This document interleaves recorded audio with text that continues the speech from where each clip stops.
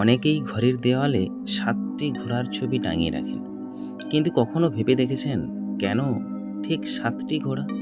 কেন ৩টা নয়, বা কেন একটা নয়? আর কেনই বা এই ছবি সৌভাগ্য ও সাফল্যের প্রতীক হিসাবে ধরা হয়? বলে থাকেন এই ছবির রহস্য সরাসরি জড়িয়ে আছে মহাদেবের আশীর্বাদের সঙ্গে। একদিন কৈলাস পর্বতে সন্ধ্যা নামছে, আকাশে সূর্যের শেষ আলো মিলিয়ে যাচ্ছে বরফে ঢাকা চূড়ায়। মহাদেব ধ্যানে বসে আছেন, তার চারপাশে তীব্র আলো আর শান্তি। সেই সময় পার্বতী দেবী জিজ্ঞেস করলেন, প্রভু, কেন মানুষ জীবনে থেমে যায়? কেন অনেকের ঘরে সুখ, আলো আর প্রাচুর্য আসে না? মহাদেব বললেন, দেবী, কারণ তারা গতি হারিয়ে ফেলে। গতি মানেই জীবন, আর এই গতিশক্তির প্রতীক ৭টি ঘোড়া।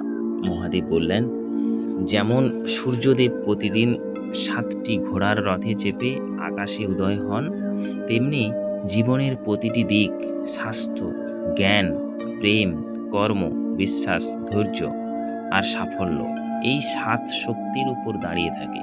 যে ঘরে ৭ ঘোড়ার প্রতীক থাকে, সেখানে এই ৭ শক্তি সক্রিয় থাকে। অশুভ শক্তি দূর হয়, জীবনে আসে গতি, আলো আর সৌভাগ্য। এখানেই আছে আসল রহস্য। বলা হয় ৭ ঘোড়ার ছবি শুধু সৌন্দর্যে নয়, এটা আসলে শক্তি প্রবাহের দরজা খুলে দেয়। ঘোড়া মানেই চলমান শক্তি, তার গতি মানে সাফল্যের দিকে এগিয়ে চলা। তাই ঘরে এই ছবিটা রাখলে প্রতিদিন তার কম্পন তোমার মনে সেই অদৃশ্য গতি এনে দেয়।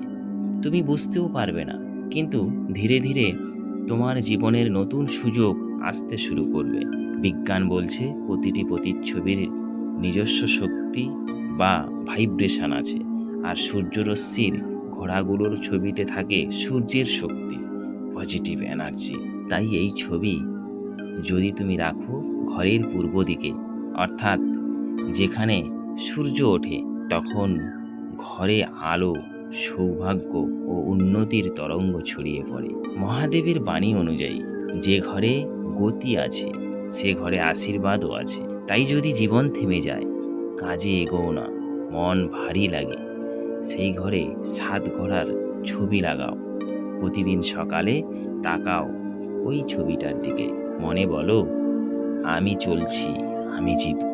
আর দেখবে ধীরে ধীরে তোমার ভিতরের শক্তি জেগে উঠবে।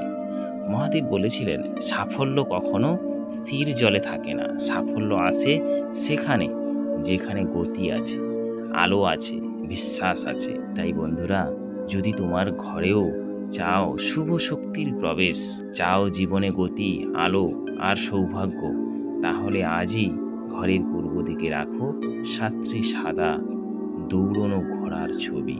কারণ প্রতিটি ঘোড়ার সাথে জড়িয়ে আছে মহাদেবের আশীর্বাদ, আর সেই আশীর্বাদেই তোমার ভাগ্যে দৌড় শুরু করবে।